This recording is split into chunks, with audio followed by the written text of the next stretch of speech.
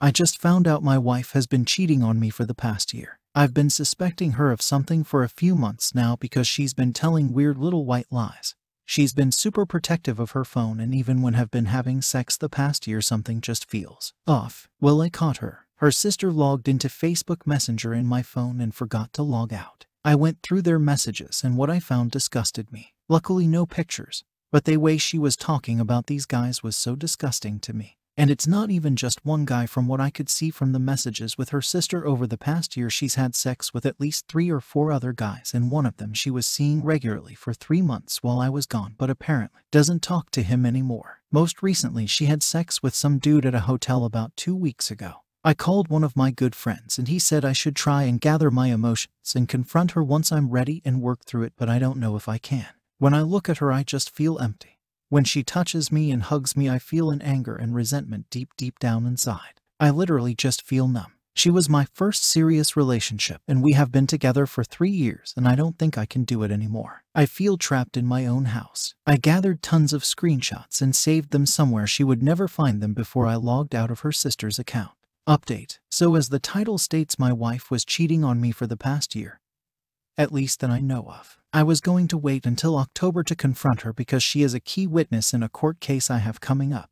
But it was literally eating me alive. I had called my dad and talked to him about it, and he brought up a good point. She had made a written statement under oath about what had happened already. So upon realizing that, I decided it was finally time to confront her. It had only been a week since I had found out that I decided to confront her. But it was honestly one of the most uncomfortable weeks of my life. Every time I looked at her I felt angry. Every smile I made towards her was forced and fake.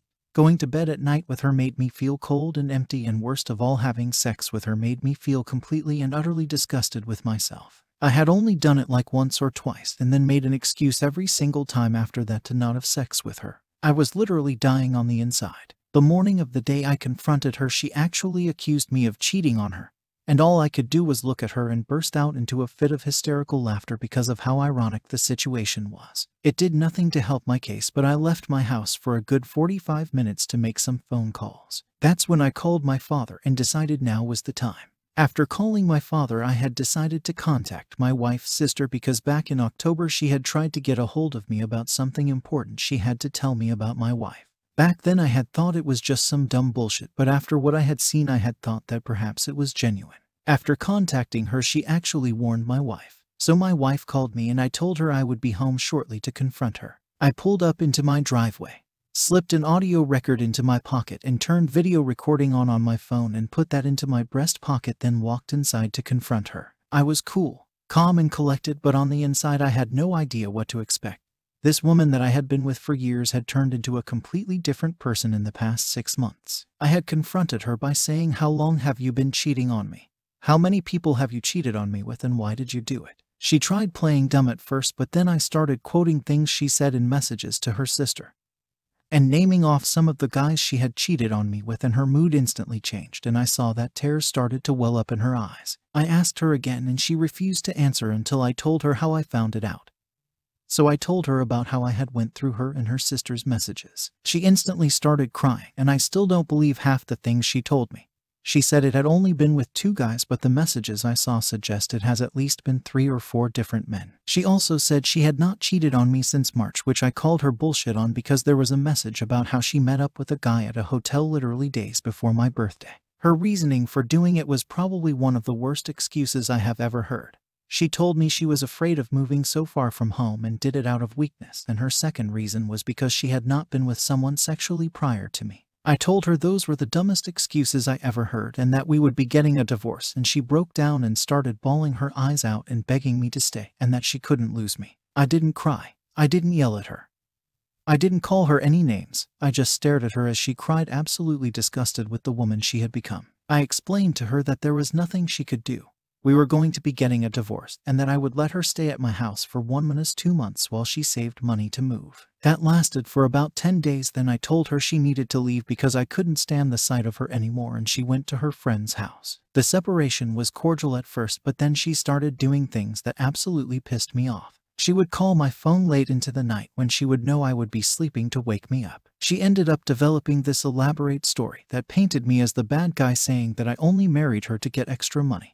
and this was my plan all along, to marry her and divorce her once she was useless to me. She showed up one time at 1 in the morning to fetch her things when I had been offering to bring her things to her all damn day. After that incident, I changed all the locks on the house. But what pissed me off the most was she demanded me to sign over one of my 2 cars in a separations agreement, both of which I had worked extremely hard to pay cash for. She insisted she needed a car to survive, that she was entitled to a car since I had originally bought it for her, that she deserved the car even though I had paid for everything the past year of the relationship, and that she wasn't going to do any paperwork without me giving her the car. Out of anger, I let it drag on for a few weeks before speaking with someone about it. He explained to me that losing this $25,000 car would be worth it in the long run, especially since I have a sizable chunk of equity in my house that she isn't interested in, and she was also willing to waive all rights to alimony and post-separation support. The only reason I didn't want to sign the car over, even though it would be the financially responsible thing to do considering how much she was willing to lose for it, was because I had too much emotion and anger into it, and I had to take the anger out. I decided his advice was right, and now we have an appointment in a few weeks to sign the separations agreement. All she is getting from me is a car, and I'm getting everything else. Since leaving her, I've felt a lot of different emotions. I've been extremely angry and lonely, however. Oddly enough, I haven't missed her at all and haven't even thought about any of the good times we had the month and a half we have been apart. My house is an absolute mess, and I've been too unmotivated to clean it more than 20 minutes at a time. I spend a lot of my free time just laying in bed staring at the ceiling and walls. I got rid of all of our cats and dogs. However, for the first time in a very long time, I feel free again. Like I can do whatever I want. Finding out she was cheating on me was just the icing on the cake. She had become verbally abusive, got into the habit of coming home drunk multiple times a week and putting her hands on me when she was drunk, hadn't helped me pay for anything for nearly a year, and became extremely irresponsible and was constantly breaking things, losing things, and getting tickets that I had to pay for. So honestly, this is for the best. I'm not sure what will happen now or what I will do. Since leaving her, I've hooked up with multiple women I didn't even know for fun, went to clubs and bars for the first time, reconnected with old friends, and have attempted to get my life back on track. I don't plan to get married again for a very, very long time, if ever. I got married too young, and I've done so much growing up this year. From all I've been through, I sometimes feel disconnected from my peers, and I don't even want a committed long-term relationship for a while either. I made an appointment to see a counselor, therapist at the end of this month, cause not only am I dealing with a divorce, but I have heaps of other things going on in my life too.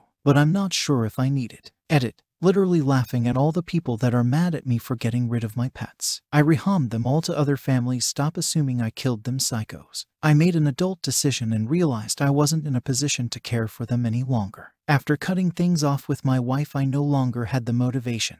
Plus, I had 4 large dogs and 2 cats, which was too much for one person, especially with as much as I work. And to add on, she agreed to take one of the dogs and both cats, then randomly called me one day saying she wasn't taking them anymore, thus dumping all the responsibility on me.